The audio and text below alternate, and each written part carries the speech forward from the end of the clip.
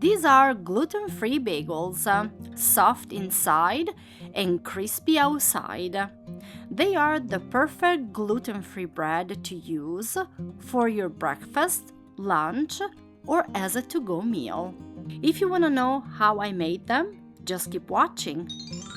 In a bowl, I measure 1 cup of rice flour with 1 tablespoon of potato flour, 1 teaspoon of salt, and half a tablespoon of psyllium husk. In a separate bowl, I will add a 1/4 cup of water, 1 teaspoon of instant yeast, and 2 teaspoons of sugar. I mix the liquid part and then I mix even the dry ingredients. And at the end, I will combine the two together.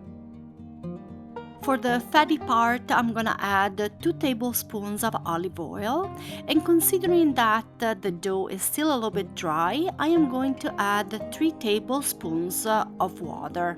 I now move on a working surface and I knead the dough until smooth.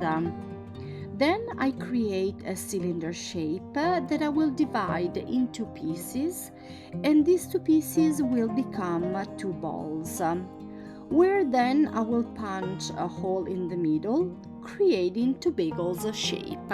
Considering the dough doesn't contain gluten, if there are any cracks, I try to patch them together so they won't fall apart when cooking. After I am done shaping the bagels, I will cover them with the plastic film and I will let them rest for 30 minutes.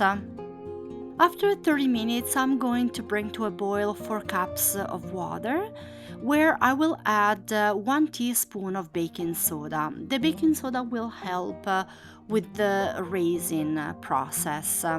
Then I will add the bagels into the boiling water and I will let them cook for 1.5 minutes.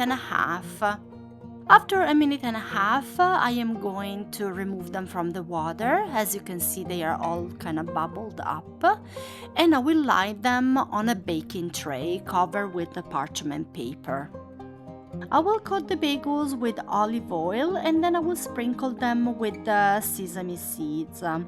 I use dark and light sesame seeds, but you feel free to use whatever you prefer.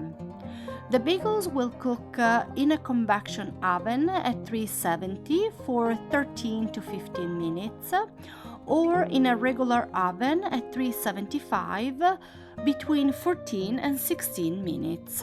If you have a convection oven, halfway through you need to rotate the pan so they are going to cook evenly.